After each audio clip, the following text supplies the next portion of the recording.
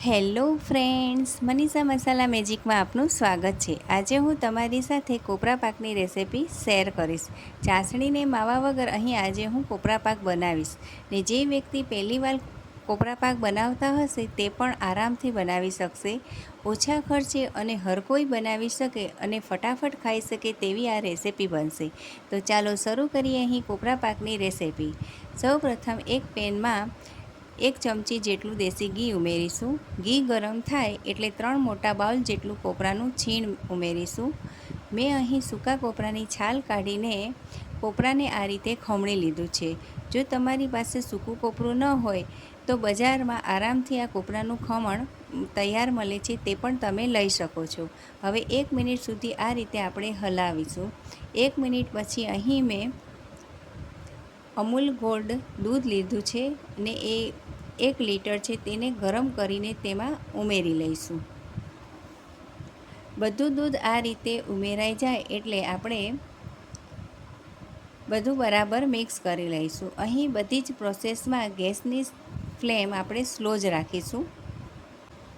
આ રીતે બરાબર મિક્સ થાય અને એક બોઇલ આવે અને બધું દૂધ બરાબર બળી જાય ત્યાં સુધી આપણે તેને થોડી વારે હલાવતા રહીશું।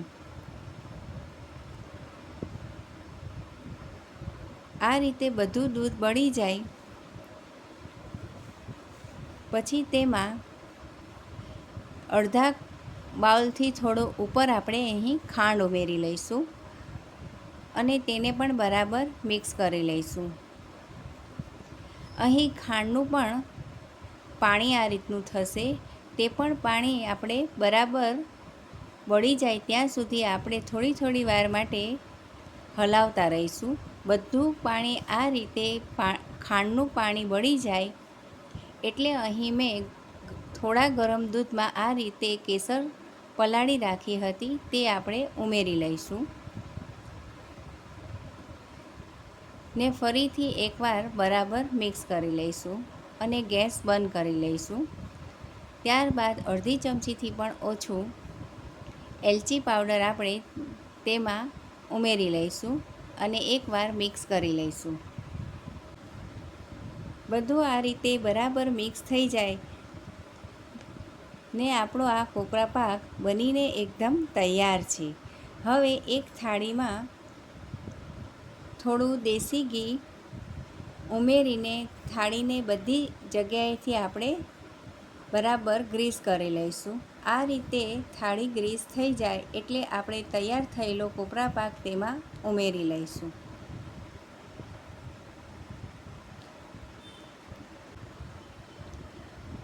બધો કોપરા પાક આ રીતે ઉમેરાઈ જાય એટલે આ રીતે તાવેતાથી બધી જગ્યાએ એક સરખો કોપરા પાક આપણે પાથરી લઈશું। આ રીતે બધી જગ્યાએ આપણે કોપરા પાક પથરાઈ જાય એટલે તેના ઉપર આપણે બદામની કતરણ સ્પ્રેડ કરી લઈશું।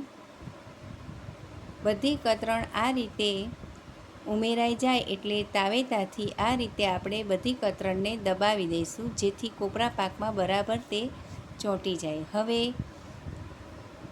2 કલાક સુધી આપણે તેને ફ્રીજમાં સેટ કરવા માટે રાખી દઈશું।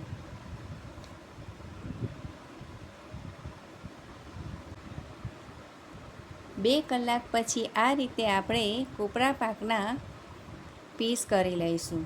તો છે ને એકદમ સરસ અને એકદમ સરળ એવી રેસિપી ને ખાવામાં તો તે ખૂબ જ ટેસ્ટી લાગે છે। તો તમે પણ તમારી ઘરે એકવાર આ રીતે કોપરા પાકની રેસિપી જરૂરથી બનાવજો અને મારી આ રેસિપી તમને કેવી લાગી એ કમેન્ટ બોક્સમાં જરૂરથી કહેજો। Thanks for watching.